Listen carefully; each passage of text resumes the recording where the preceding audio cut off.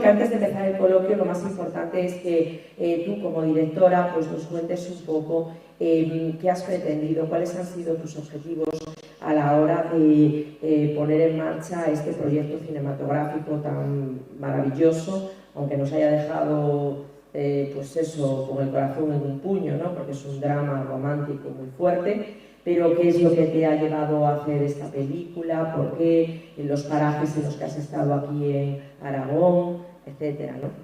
Cuéntanos un poquito. Bueno, pues antes de nada, gracias además por hacer el esfuerzo de que yo pudiera estar virtualmente, porque me era totalmente imposible desplazarme hoy y de hecho está siendo una jornada muy compleja.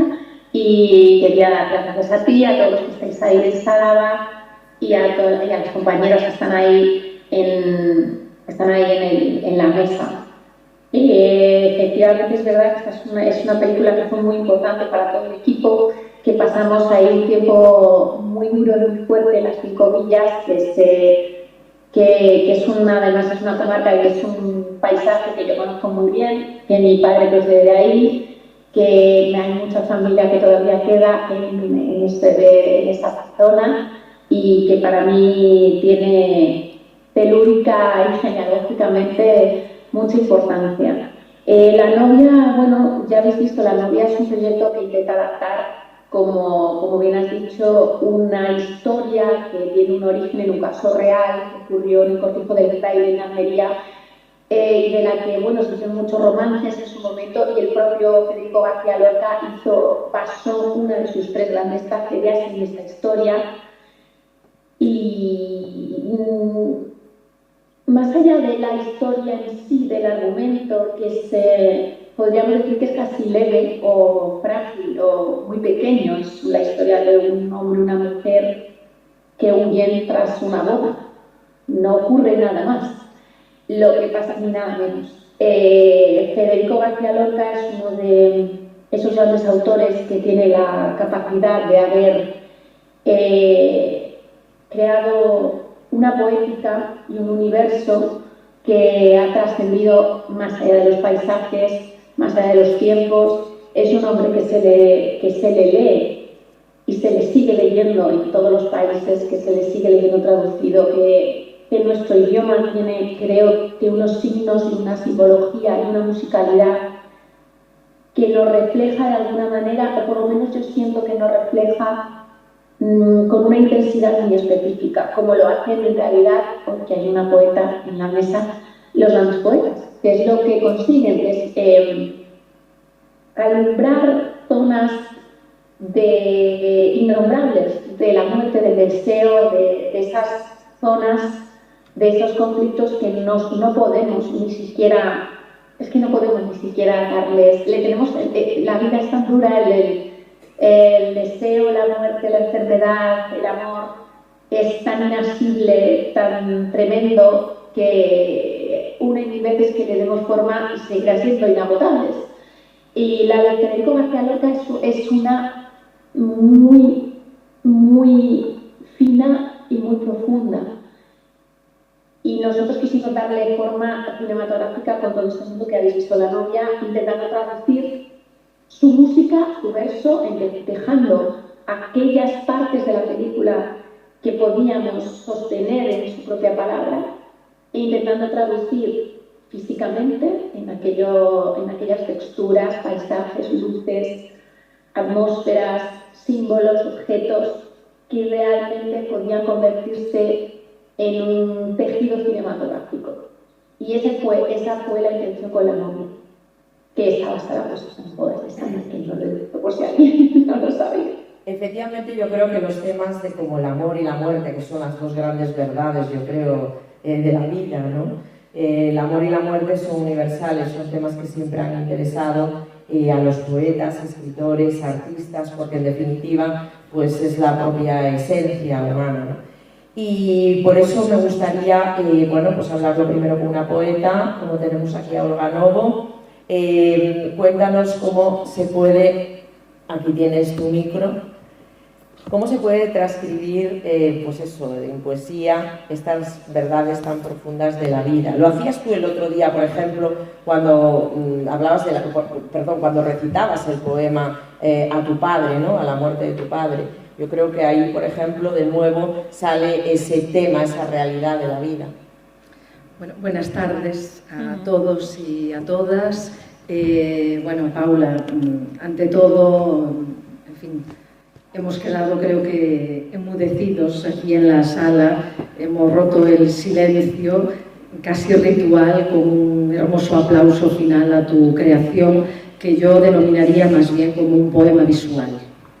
Así que, de verdad, desde aquí, pues muchas felicidades por esa poesía profunda, ¿no?, que dialoga con la poesía de Lorca. Así que tú has traído al plano visual esa tragedia griega que realmente escribió Lorca, porque yo creo que tiene que ver mucho más, ¿no?, con esa raíz de la tragedia griega, y de hecho hace ahí un guiño tremebundo a Medea, ¿no?, en un momento. Bueno, respecto aquí al hilo, ¿no?, que me tiende nuestra anfitriona Belén, claro, en efecto, en tu obra, como en la de Lorca, está la presencia brutal, diría, ¿no?, del conflicto entre, claro, el amor y la muerte, pero fundamentalmente el deseo, ¿no?, el deseo confrontado a la coerción social. Y en esto, claro, Lorca fue un gran maestro, no solo en esta obra, ¿no?, un gran maestro que desvela todas esas tramas internas, ¿no?, de lo que son tramas internas sociológicas, ¿no?, las presiones que atenazan los deseos profundos, la libertad de las personas, y que finalmente tantas veces los conducen o los abocan de manera irremisible, ¿no?, al fracaso, al dolor e incluso, claro, a la muerte, ¿no? Así que, bueno, yo voy, si me permitís, voy a hacer aquí un pequeño relato. Cuando yo era muy niña, esto dialoga con tu película y dialoga, bueno, de lejos con Lorca, ¿no? Pero cuando yo era muy niña, todos los veranos venía a nuestra pequeña aldea, de la que procedo, venía de vacaciones una tía mía que había emigrado hacía bastantes años ya a Suiza. Ella emigró más o menos ya con 50 años, era una mujer ya mayor para iniciar esa tremenda aventura de la emigración a un país, claro, desconocido, y con una lengua también para ella, bueno, pues casi impronunciable, porque se fue al cantón alemán con sus hijos. Cada vez que venía en verano de vacaciones me decía, yo era muy pequeña, me pedía a mí que la acompañase al cementerio. No se lo pedía a ninguna otra persona de la familia, sobre todo a ningún adulto, me lo pedía a mí. Yo la acompañaba, y cuando llegábamos al cementerio, ella siempre iba a visitar la tumba de su marido y allí lloraba, pero inmediatamente íbamos hacia otra tumba, que yo desconocía de quién era aquella tumba, y allí se arrodillaba y volvía a llorar por segunda vez. Y así año tras año, hasta que yo era ya casi una adolescente, y un día ella me contó el motivo del doble llanto. Y el motivo era que, siendo ella una chiquilla de 14 años, se enamoró de un vecino del pueblo de al lado. Tuvieron una relación casi oculta y difícil por la oposición de mi familia, de la familia de ella, ese noviazgo. Pero el deseo podía más, y cuando ella tenía más o menos 21 años se queda embarazada del novio, y ella intenta ocultar ese embarazo como puede, pues apretándose con fajas, intentó también varias veces abortar. Una de las ocasiones le pide a una de sus hermanas pequeñas que vaya a la botica del pueblo de al lado a comprar veneno para los ratones. Ingirió un poco de ese veneno, pero no consiguió abortar, ni ella se mató. Y también me contó que había comido cabezas de cerillas, fósforo. Alguien le había dicho que con eso podía abortar. En todo caso, el embarazo llegó a término y un buen día estaba mi abuela en la cocina con la vecina de al lado, y aquí tenemos ese mundo de mujeres, esa especie de gineceo realmente, ¿no? Y entonces la vecina escuchó un llanto como de un bebé en el fondo de la casa y dijo: Benigna, que era mi abuela, ahí parece que llora un niño. Y mi abuela negó, dijo: no, mujer, ¿cómo va a ser un niño? Será un gato. Pero en esto el bebé volvió a llorar. Fueron corriendo hacia el final de la casa y estaba mi tía, la tía Lola, pues recién parida, había parido ella sola aquella criatura. Al día siguiente apareció por allí su novio, pretendiendo verla, conocer a su niña y asegurando que se casaría con ella, que se haría responsable, ¿no? Pero mi abuelo le dijo que se fuese de allí y que si volvía provocaría 2 muertes, porque primero lo mataría a él y luego se suicidaría. Así que el chico dio media vuelta, se fue, y ella se quedó allí con la criatura, viendo cómo mi abuelo pasaba por delante de la habitación y no le hablaba. Mi abuela le llevaba un poquito de caldo para que se recuperase, y ella oía desde la habitación como mi abuelo le decía: harías mejor llevándole una sopa de ceniza. La niña, el bebé, duró nada más que 3 días, pero mi tía quedó encerrada en aquella casa y en aquella aldea 8 años, sin volver a salir a una fiesta ni a nada, condenada por la deshonra, mientras su novio rehizo su vida, se casó con otra chica de la aldea de lado y seguía pretendiéndola cada vez que la veía en el prado con las vacas, e incluso le proponía fugarse juntos a otro lugar.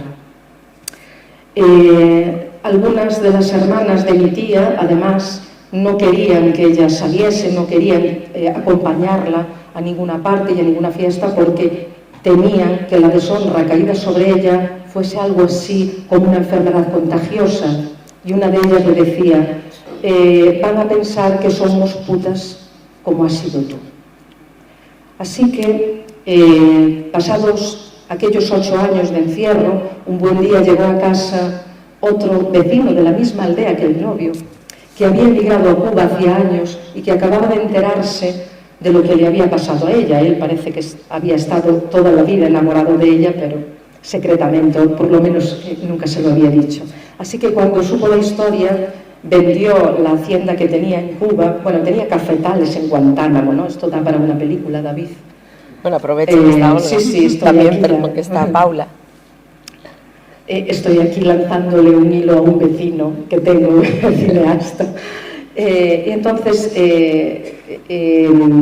este hombre vende sus cafetales de Guantánamo, coge un barco y aparece en aquella casa de aldea con un reloj para ella de regalo, y pidiéndole que se casase con él y prometiéndole que jamás le recordaría lo que le había sucedido a ella.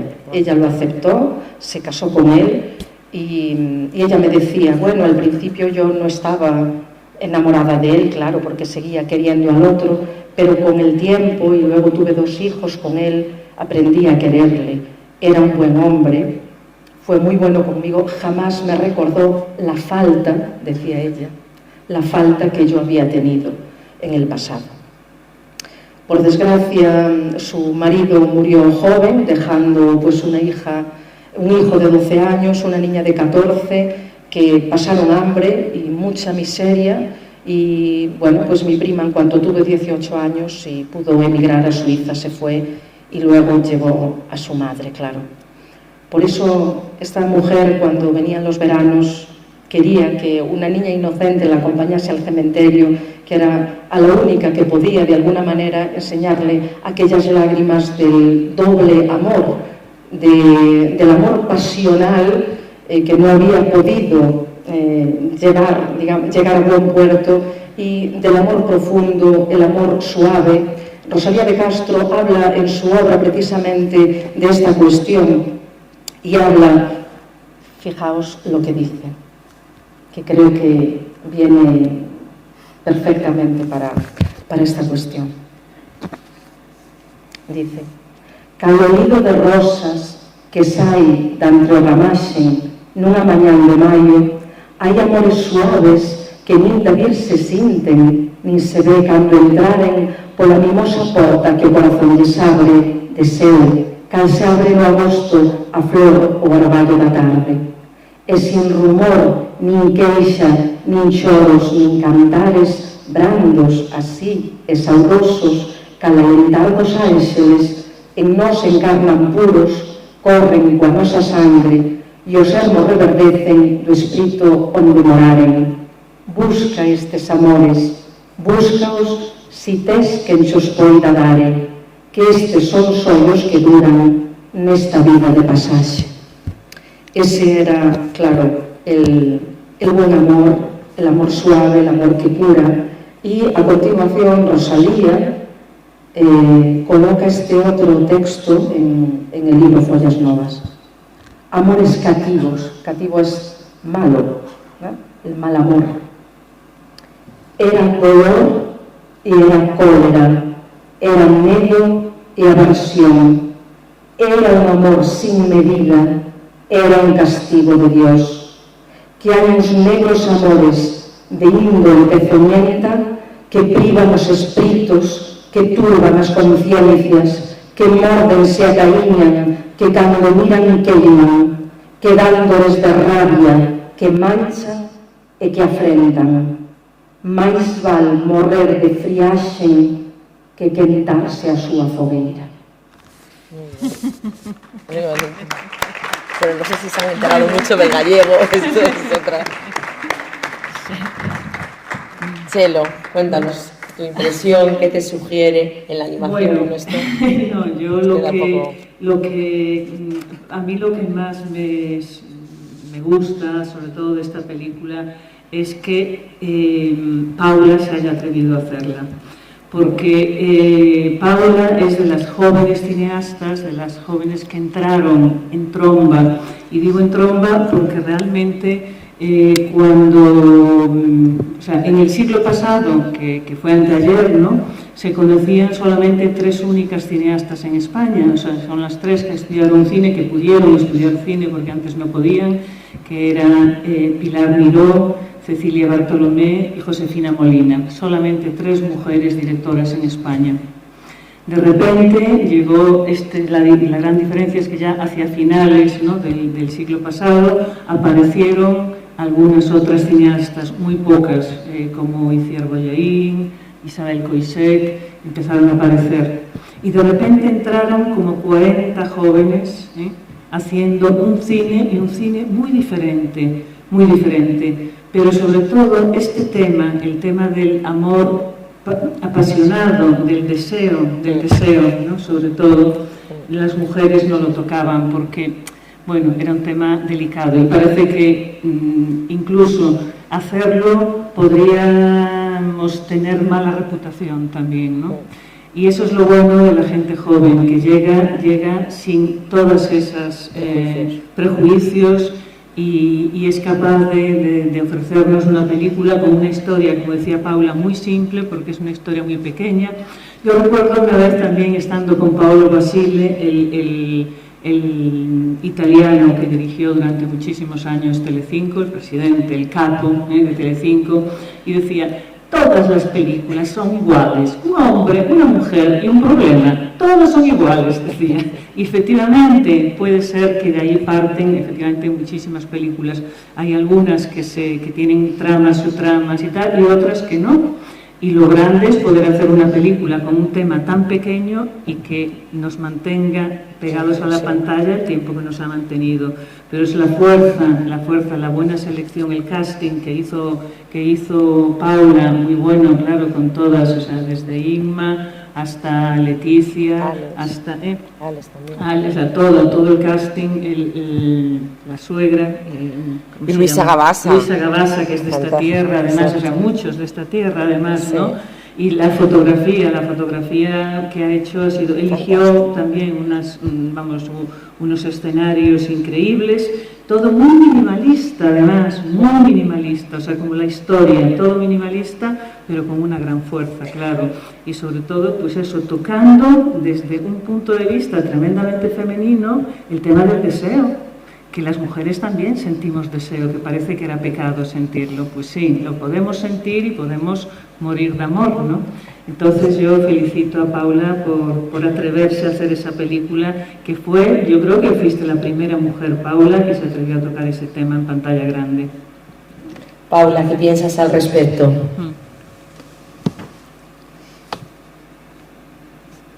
¿No se oye? Es porque tiene el iPhone, que tiene que conectarlo, el altavoz. El micrófono lo tienes apagado, Paula. Abajo.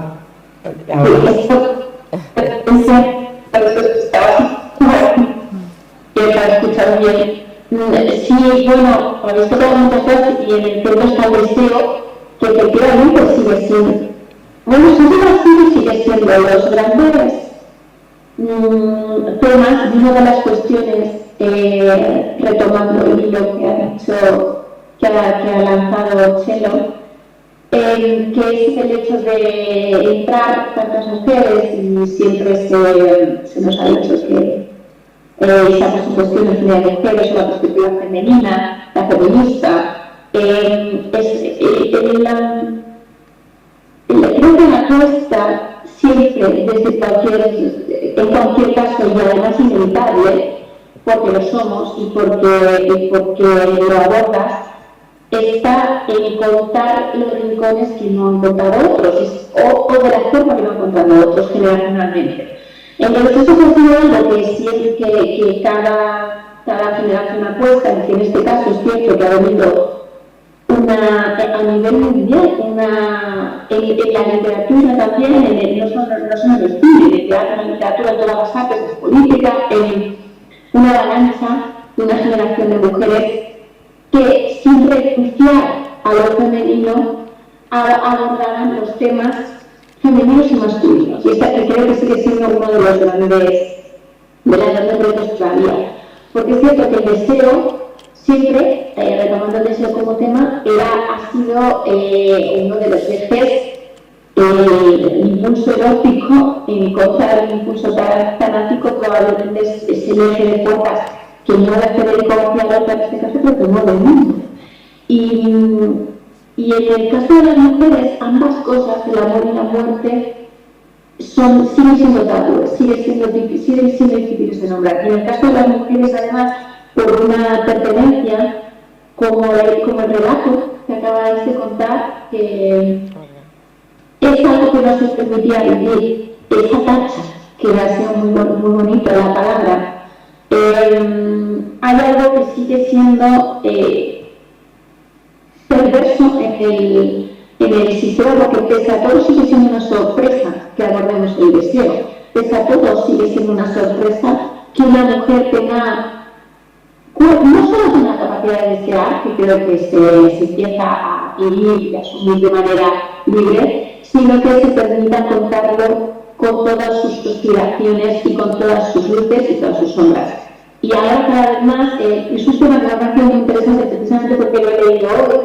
Una de las grandes revoluciones del Festival de Cannes, que es sigue siendo el centro neurálgico de las grandes apuestas y los grandes discursos y los grandes autores que lanzan sus propuestas este año, lo que sorprendía o que lo que había estado más en controversia esa película, que ahora no recuerdo, no voy a decir nombres porque igual como un error, pero por ejemplo estaba Demi Moore y todas las luces y las sombras de una mujer envejeciendo, deseando y enfrentándose a todas las caras de la vida.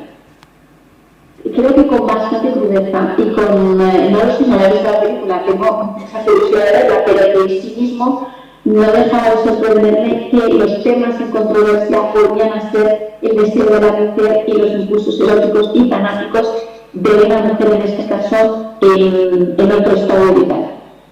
Y eso es algo que creo que todavía le queda mucho tiempo de exploración, de experimentación y de expresión en otros campos a las mujeres, y que tiene mucho que ver, que siempre ha existido y creo que pese a todo sigue siendo algo algo explorada.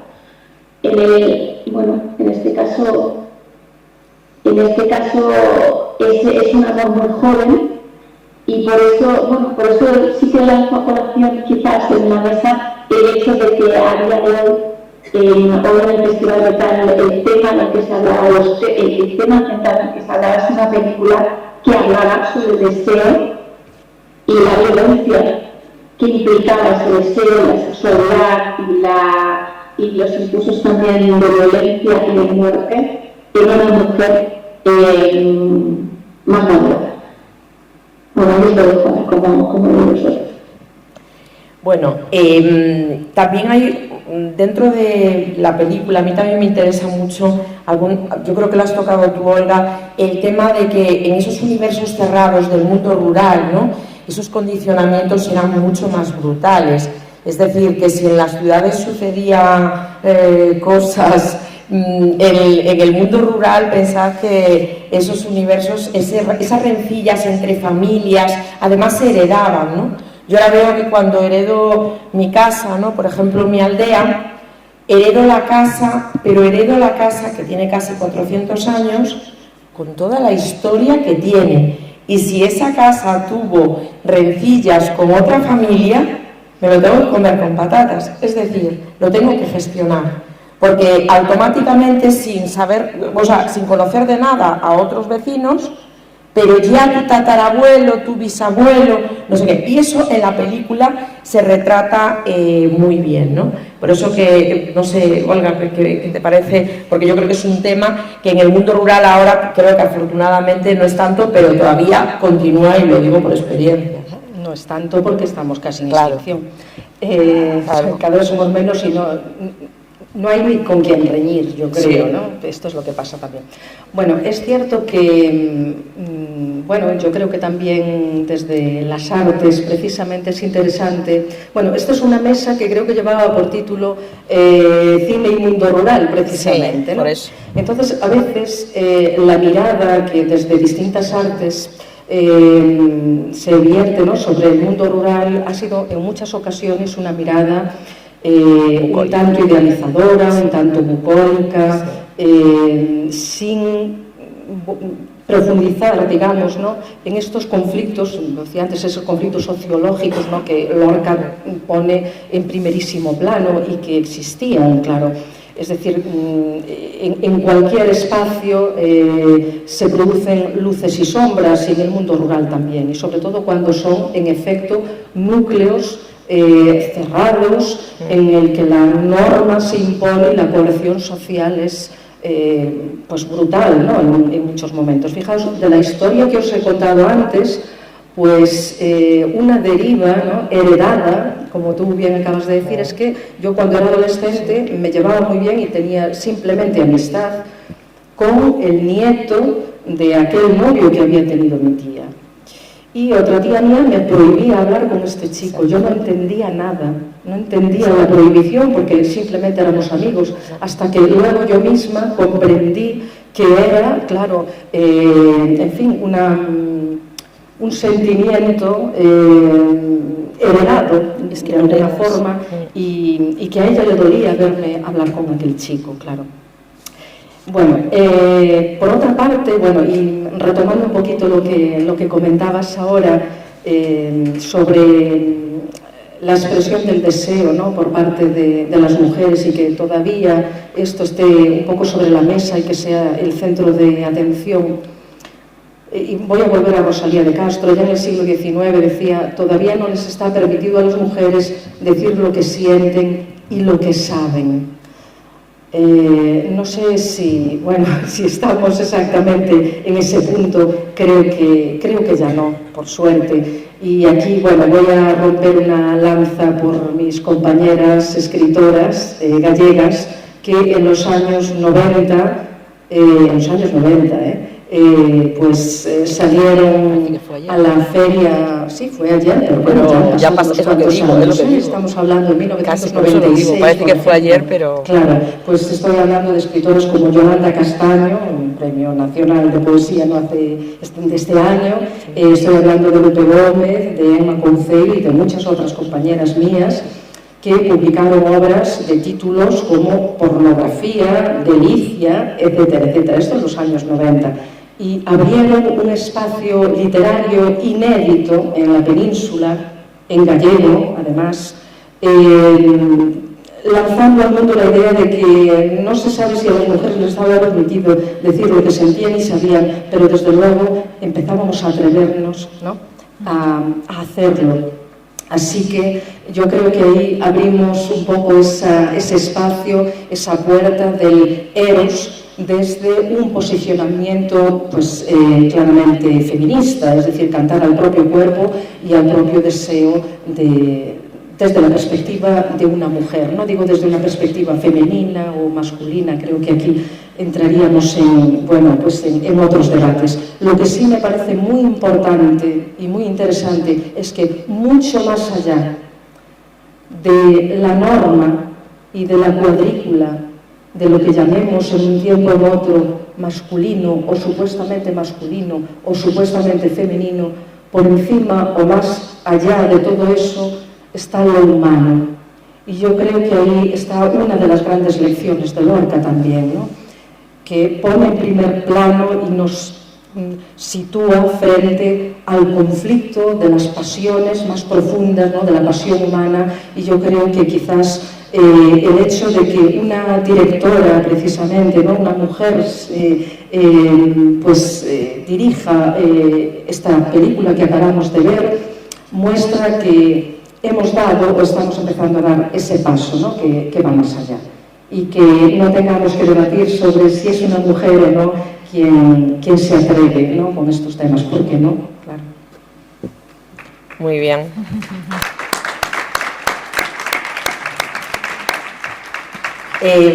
Paula, es lo que te pierdes, este aplauso en directo que estás aquí, que estamos disfrutando, ¿no?, con el público que nos acompaña.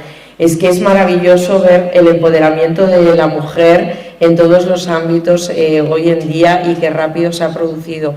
Chelo, cuéntanos. Bueno, yo después de lo que ha contado Olga, poco que añadir realmente.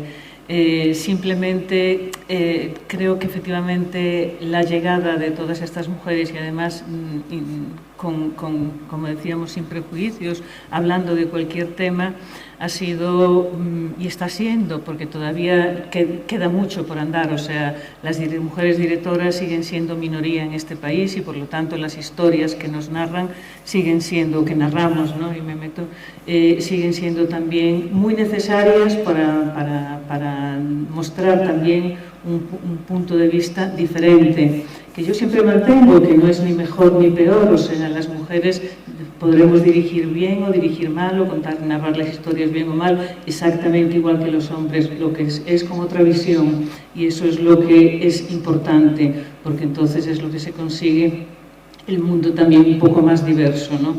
El problema que había es que la mayor parte de las historias eran contadas por hombres y los hombres realmente, como dije también esta mañana, sabían muy poco de mujeres, muy poco.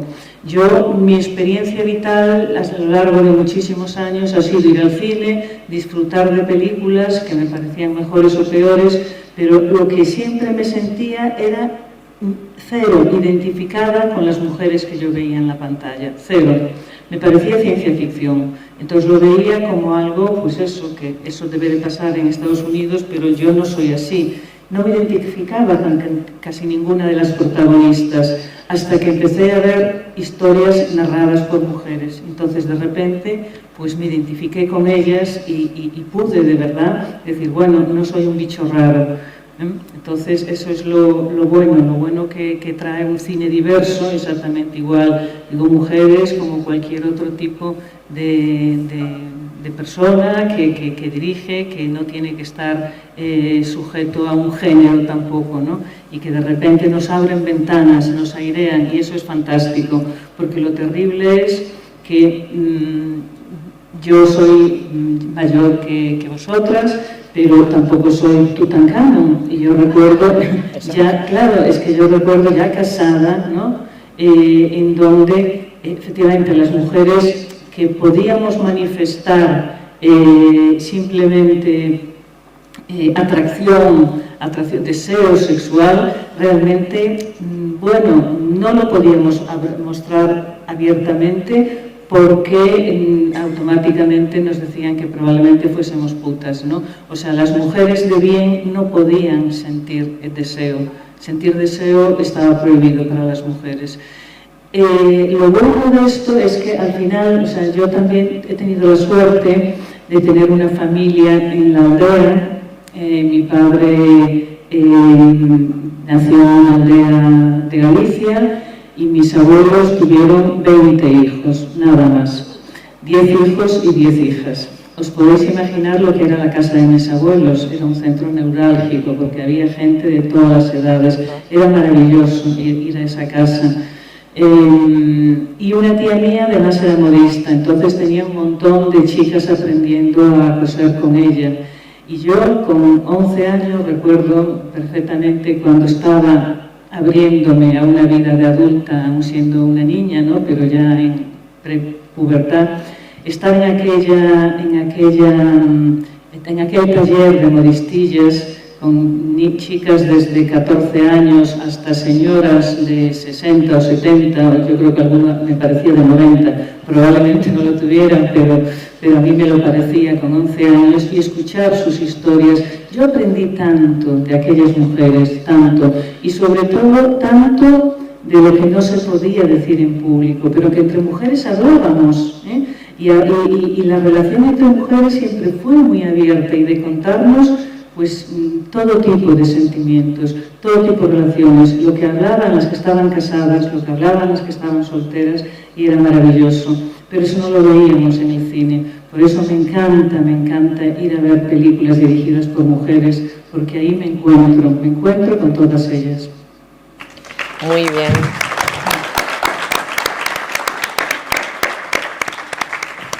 Paula, no sé si quieres añadir algo más al respecto. Si no, también me gustaría abrir que el público participase. No sé si tenéis un micro de mano por si a alguien le gustase también intervenir. También, como apuntaba... mira, Ana Merino, pásale por favor el micro, fenomenal. Hola, felicitarte por esta magnífica adaptación y cómo has interpretado y cómo has jugado con los primeros planos, cómo has elaborado con ese refinamiento las emociones, ese reflejo de emociones. Cuéntanos un poco cómo te documentaste, cómo decidiste por qué Lorca era para ti el espacio en el que podías proyectar tu expresividad creativa. ¿Cómo llegas a Lorca y cómo decides dar el salto? Bueno, gracias, Ana María. Mucho. Lorca, yo lo he contado, es verdad que, bueno, pues que yo vengo de mis padres, los dos han sido profesores de literatura, están jubilados desde hace muchos años, que yo he criado en la literatura, que yo he vivido muchas veces más dentro de la literatura que fuera, que del mundo real, que a mí me ha constituido de manera muy, muy esencial los poetas y las poéticas. Me han constituido, cuando hablo de constituir, intento ser muy etimológica, de lo que me ha construido verdaderamente los andamiajes internos para alumbrar todo aquello que yo no estaba entendiendo de mis experiencias con el mundo, con los demás o conmigo misma, y nombrarlas.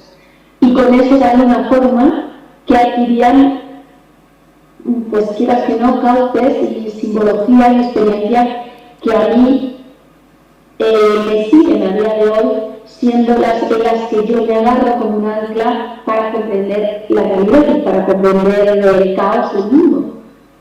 Y del caos de la comunicación, de lo difícil que es acercarnos unos a otros, o de lo difícil que es interpretar, existir en la experiencia de otro, por la tuya misma a veces, cuando no la comprendes. Lorca, por alguna razón muy inefable, como me ha ocurrido con muchos y muchas poetas, me nombraba a mí antes de que me ocurrieran quizás las cosas, o nombraba los paisajes, por retomar también el tema del mundo rural. Yo también vengo del mundo rural, yo soy aragonesa, ahora estoy en el mundo rural, de hecho. Y un mundo rural muy árido, muy contradictorio, muy difícil de nombrar también, donde de una manera muy telúrica, tectónica, más bien, donde las placas a veces chocan, como lo cuenta Lorca. Por alguna razón, los hilos vitales de la poética de Lorca siempre estaban ahí, se decían en mi casa como algo casi popular, como si perteneciese a la tradición de genealogías que me lo hubieran estado diciendo. Y por eso es cierto que cuando yo hice una primera película y pensaba que me iba a hacer otra, y de pronto vino un productor y me dijo: ¿tú qué querías hacer si hicieras otra segunda película? Y yo pensé, porque siempre pensamos, esto también tiene que ver con la sensación de inestabilidad o de incertidumbre de este mundo, pero de las mujeres también. Yo tengo la sensación de que cada película que hago va a ser la última, porque no va a haber otra, porque no, es tan esfuerzo, es tan ingente. Y esto se lo sabe muy bien, el esfuerzo económico, de tiempo vital, de esfuerzos técnicos humanos es tan ingente que esto lo dicen muchos directores, lo decía hace poco Guillermo del Toro: el Estado habitual de las películas que no existan, porque es muy difícil que se lleguen a dar todas las circunstancias. Entonces, es cierto que cuando ahora preguntabas que por qué Lorca, porque si a mí me daban la opción de contar algo, de recontar algo, y de recrear un universo, y de recrear un cauce de pasiones humanas, o de poética, de música, de universos, que yo podía contar, siempre como si fuese el último, en ese momento yo quise hacer algo que creí que o lo hacía o no lo haría más, y que quizás me iba a caer con todos los barcos. Y sí que es cierto que, fíjate, con la documentación, claro, inicialmente yo empecé de una forma, siempre empiezan los proyectos, creo que de una semilla de una chispa que suele ser muy pura y muy interna y muy personal, y luego ya entra el proceso de análisis, entra en los procesos de documentación, entra en los procesos de trabajo y de construcción creativa. En ese momento con Lorca, cuando ya estaba, cuando dije: madre mía, me caigo con toda la academia encima, o sea, con toda la academia literaria. Con todos los doctores que van a decir: Lorca no es así. Y recuerdo que yo había estado, yo tuve una beca, yo hice la tesis doctoral con una beca de formación que se llamaba NTPU, de formación de profesor universitario, con la que pude ir a Estados Unidos a terminar la tesis, primero a Nueva York y luego a UCLA, y cuando estaba en Nueva York con una profesora española con la que la conocí, se llama Gabriela Rasterra, era una mujer que había, conoce a Ana del Hijo, que ella había hecho su tesis en Lorca con la Reina de Lorca, Harvard, y ella había sido mi tutora la primera año de la tesis. Y yo luego, un día que volvió, porque ella es de Zaragoza, le dije: quiero hacer esto. Y ahora que me he metido y estoy hasta las trancas, tengo mucho miedo, porque igual, y me dijo: no pienses, y que lee lo que tú quieras leer y no pienses en nadie más, no pienses en la academia. Y me acuerdo mucho, Gabriela, cada vez más, de cuando me dijo aquello, porque quizás si no hubiera habido demasiados miedos, porque es cierto que con Lorca ocurren, bueno, luego me ocurrió, porque yo no puedo evitar que las fuentes literarias, por alguna razón, quizás porque son mis propias raíces, son mis propias fuentes interiores, como os decía, mi constitutiva, vuelven y vuelven. Y ahora me ha pasado, la última película que le hicimos estaba basada en el texto de Juan Mayorga, pero a su vez estaba basada en el libro de la vida de Teresa. Y podría ocurrir lo mismo, no solo con la academia literaria, sino con toda la teología. Y si yo llego a pensar en la teología, pero eso tampoco te impide. A día de hoy, una vez acabada, hace 2 años que terminamos Teresa, yo no dejo de leer a Teresa o de literatura de Teresa, por lo de la Teresa. Entonces, bueno, con Lorca sí que fue algo pues que estaba ahí desde un lugar muy infantil y muy puro, y que es el que te permite volver. Creo. No sé si he contestado a esta pregunta, porque es una pregunta muy compleja. Fenomenal. Muy bien. Felicidades y gracias por darnos tanto y entregarnos tanto en este momento que hemos pasado contigo y con todas las ponencias. Muchas gracias. Está súper bien. Muchas gracias. Oye, una pregunta, si me permite, Sí. la moderadora. Sí, claro. Una pregunta. Después del éxito enorme que tuviste con La novia, con esta película, ¿no fue todavía más aterrador enfrentarte al siguiente proyecto? Pues a mí me particular que es que yo, La novia era una película muy pequeñita, que como has dicho se hizo muy esencial, se hizo ahí instalada y de hecho nos ayudó mucha gente, pero se hizo con muy poco, con muy poco. Entonces nunca pensamos que La novia se vería tanto. Yo estaba en un momento, yo tenía 37 años entonces y me quedé embarazada. Entonces yo no viví el éxito de La novia. No lo viví, o sea, yo no fui no fui a festivales, no pude, porque justo me quedé embarazada cuando entregué la copia final, que es algo como muy simbólico también. Aquí está la película, de pronto me quedo embarazada, vivo como una especie de medio quimera, o sea, como de la gran de La novia, pero luego en medio de esa difusión de La novia todo, del momento en el que se estaba viendo en cines, se estaba viendo, pues yo vi ahí. Entonces no me enteré de nada. Es muy bonito que ahora sigue poniéndose La novia y me sigue diciendo cosas que ahora que la recibo en ese momento no me enteraba de nada. No me enteraba absolutamente de nada. Y sí que ocurrió que como me pilló en ese momento de la crianza, que también afecta mucho, y este es otro de los grandes temas de la creación y las mujeres, que daría para otras jornadas enteras, porque mucho de esto que ocurre cuando hablamos del empoderamiento, muchos a mí personalmente, bueno, tiene un mercado proviene de una raíz anglosajona que tiene un matiz distinto. Pero en ese momento a mí me ocurrió esto, que no lo viví, el éxito de La novia, y que cuando de pronto yo tenía un niño muy pequeño, estaba ahí, empecé a escribir otros proyectos, estaba en la escritura, me estaba costando muchísimo escribir y tener el niño tan pequeño, no dormir nada, pues esas épocas de la vida. No me tomé muy bien, la tengo como una nube post-novia, que igual el miedo a cualquier otra cosa se tapó por otras cosas que me estaban ocurriendo en la vida. Pues de buena gente, nace un niño, pasan cosas, la vida te arrasa, entonces no hubo ni tiempo a tenerme a la siguiente película. Y luego ocurrió que vino la pandemia. Y entonces los proyectos que yo estaba escribiendo, que se habían puesto en marcha, se cerraron, y viene un proyecto que vino por la pandemia. Entonces, todo luego es más azaroso o es menos planificable. Yo acabo de acabar una película que está basada en la historia de Pilar Rodríguez Carballeira, que allí nosotras que somos seguidoras de Carballeira. De Ferrol. El terror. Y su hija Hildegard.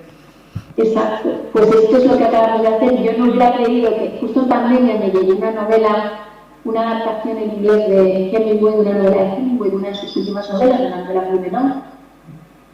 Y la razón por la que entré en Hemingway fue probablemente la contraria a la de Lord, pero igualmente poderosa, por acercarme a alguien tan distinto a lo que yo sentía como propio, como si fuera yo, como si me nombrara a mí. Y Hemingway era alguien que era absolutamente opuesto a mí. Y eso era un motor muy fuerte también para intentar contar. Entonces, a veces los motores o los proyectos llegan por razones absolutamente inauditas, lógicas, fluidas o anómalas. Y aparece esa siguiente película. Y te estás especializando en tragedias humanas, de amor y muerte. poco en historias. Sí, historias que no tienen resolución. Me gustan mucho personalmente los personajes en contradicción. Claro, las tragedias de Lorca la tienen per se, la contradicción imposible, ¿no? Te huyes, no quieres huir, pero huyes, no puedes, es inevitable que huyas. Hemingway acarreaba también una contradicción muy profunda, y sobre todo el Hemingway otoñal, mayor, que le abordaban las grandes preguntas de la vida y se preguntaba si había merecido la pena esta manera que había tenido de vivir. Y eso era también una gran contradicción. Teresa de Jesús es una contradicción en sí misma andante. Toda ella es una contradicción. Ella nombra la contradicción como nadie. Y Aurora e Hildegard son también una enorme contradicción. Son un terror, pero es como unas mujeres en ese momento, con esas posibilidades, con esa altura intelectual, pudieron acabar ahí, ¿no?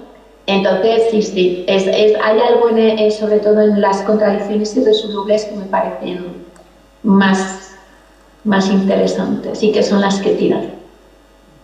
Pues muchas gracias, Paula. Si queréis, vamos a terminar con alguna pregunta más. Aquí, mira, Santos. Muy bien. Sí, hola, buenas tardes. Simplemente un matiz para que no dé a error, Paula, porque la gente igual se equivoca. Esta película no se grabó en Sálava, no se rodó en Sálava, se rodó en El Bayo. No. El Bayo, que es un pueblo de colonización de los Caballeros. Lo que sí que se rodó aquí y se colaboró mucho por parte del ayuntamiento, si recuerdas, fue De tu ventana a la mía. Esa sí que hicimos colaboración desde el ayuntamiento, pero esta no es para que no dé error, simplemente. Todo en los baños. En los bañales, pero los interiores de aquí de la cabaña, si te acuerdas de la Bardena, cuando salían interiores dentro de la Bardena que eran una cabaña, la cabaña se recreó aquí en un almacén que prestó el ayuntamiento. Así fue. Sí. Gracias. También. Muy bien, gracias, Santos. Y es cierto que La novia se rodó en El Bayo, pero se rodó en muchos puntos de la zona. Es cierto que no específicamente en Sálava ni en alrededores, y De tu ventana a la mía se rodó específicamente en Sálava. Y bueno, de hecho, pero es una zona que algunos de los caminos también de La novia están hechos muy cerca de ahí, no exactamente ahí, efectivamente. En comarca sí, a todo de comarca sí. Y que también, sí, por ser precisos, está rodada también, los grandes paisajes de La novia están rodados en Turquía, en Capadocia. Y está generado un solo universo rural de tragedia mediterránea, efectivamente, o de índole de tragedia mediterránea, de esa tierra mediterránea, uniendo tierras tan distintas como la de la región de la Capadocia o esta zona aragonesa, que no tienen nada que ver y tienen mucho que ver. Pues muy bien, muy buena la aclaración, muy importantes esas precisiones, porque ya que estamos aquí, pues es importante. Yo cuando de todas formas vi la primera vez la película, sinceramente pensé que no estaba ni en Aragón. O sea, yo luego me enteré de que era Aragón, pero es que Aragón es tan diverso, tiene un paisaje tan variado que sorprende, ¿no? Bueno, ya estamos fuera de tiempo, no sé si alguien se ha quedado con alguna duda, reflexión, pregunta, pero ya última. Y con eso lo cerraríamos. ¿Decirnos? ¿Sí? Bueno, pues entonces, como no hay más preguntas más, tú tienes que pensar, Paula, que ahora tenemos un tardeo. ¿Entiendes? Entonces, es un tardeo que lo disfrutéis mucho. Claro, tú tienes que comprender la situación. Ahora tenemos un tardeo maravilloso a las 7:30. A las 10 tenemos una gala, recital poético, y vamos a conocer el documental ganador. Tenemos un documental, o sea, hay aquí un certamen de documentales de leyendas e historias del mundo rural, y tenemos 3 finalistas que están deseando saber quién ha ganado. El documental ganador se proyectará esta noche también allí en el Castillo de Sádava. Por tanto, agradecerte muchísimo tu presencia, aunque fuese virtual, te la agradecemos igualmente. Bueno, sé que la gente oriunda de aquí pues les hubiese encantado abrazarte, pero a veces pues no se puede por circunstancias profesionales, y gracias a la tecnología pues vamos salvando estas cuestiones. Quiero dar las gracias también a nuestra querida Olga Novo, a Chelo Loureiro y a ti, por favor. Un aplauso fuerte para todas nosotras. Gracias.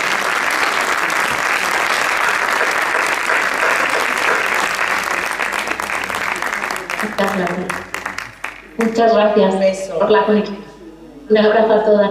Hasta ahí a los que no veo. Gracias, un abrazo fuerte.